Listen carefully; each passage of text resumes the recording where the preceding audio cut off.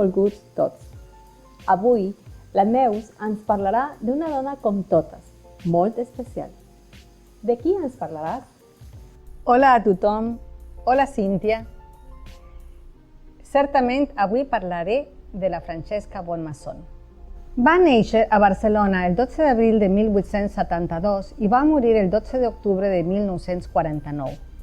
Va ser una pedagoga i promotora de l'educació femenina popular catalana.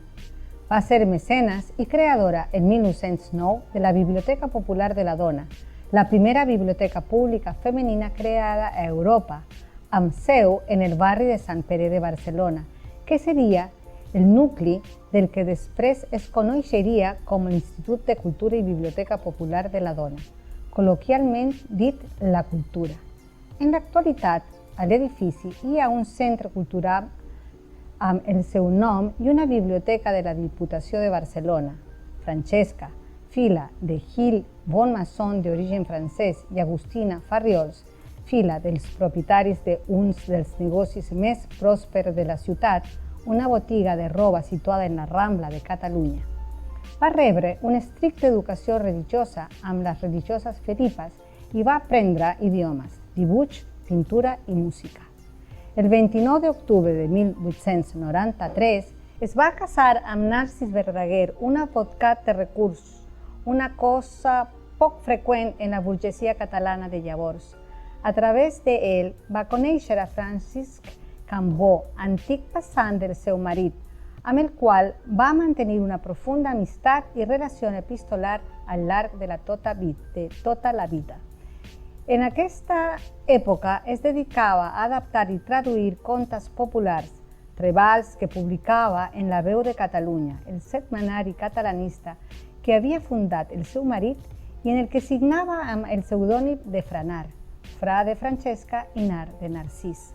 Dona emprendedora, inspirada en el treball del feminisme reformista amb arrels catòliques, va fundar juntament amb la Junta de Dames Cooperadores de la Biblioteca Popular de la Dona del barri de Sant Pere de Barcelona. El rector de la parròquia de Santa Anna i del Fons Gatel li va proposar dirigir la biblioteca parroquial de caràcter caritatiu, anomenada Obra de Bones Lectures. La biblioteca es va inaugurar el 28 de març de 1909 i la propaganda enfatitzava molt especialment que es tractava d'una biblioteca d'entrada lliure per a totes les dones, deixant ben clar que estava pensada per al públic femení, independentment de la seva condició social. Va ser la primera biblioteca per a dones de tota Europa que oferia a les dones treballadores l'accés a la cultura, a la formació i a la informació. Es feien classes de feminisme, cort i confecció, cuina, càlcul mercantil, dactilografia, aritmètica, gramàtica en diverses llengües, taquigrafia i educació física.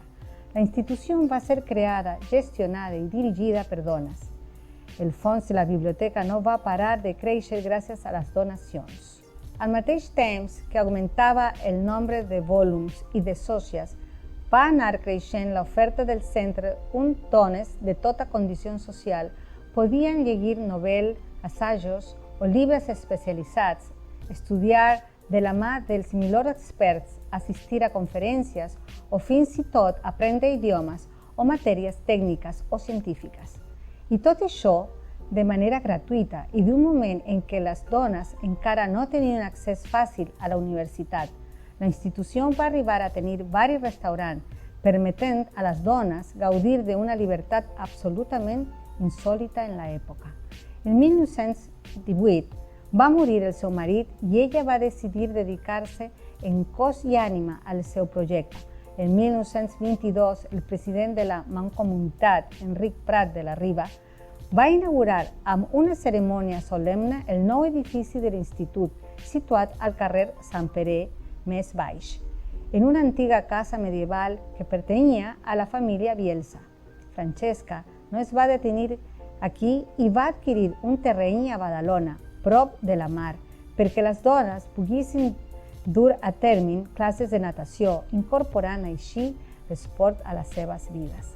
A més, l'institut disposava d'una borsa de treball que incloïa moltes empreses i de mitjana aconseguia col·locar unes 1.700 noies cada any. Amb la finalitat de difondre la institució, Francesca es va encarregar que dues revistes, Claror i Vida Social Femenina, i un programa de ràdio quinzenal emès per Ràdio Associació de Catalunya expliquessin i comentessin les diferents activitats que aquesta duien a terme. En 1927 va pronunciar a Barcelona una conferència que va titular Del temps present. Dirigit a la dona, descansava en tres pilars fonamentals: la religió cristiana, el cultiu de la intel·ligència i l'amor a la família. En la proclamació de la República es va implicar en la vida política participant en les campanyes a favor del vot femení en 1931. Quan va esclarar la Guerra Civil, es va refugiar en el Territret, Montreux, Suïssa. Va tornar a Barcelona en 1941. Des de llavors i fins a la seva mort, es va desvincular de l'Institut de Cultura i Biblioteca Popular de la Dona, va ser cedit a la Diputació de Barcelona en la seva absència i transformat en un centre de la Falange Espanyola, rebatejat llavors com a Institució de Cultura per a les Dones de la secció femenina de fet de les JONS, i va centrar les seves activitats en la participació en esdeveniments culturals i religiosos de caràcter catalanista i aliens a les nou règim franquista. Una gran i generosa ciutadana. Penso el mateix. Fins la propera!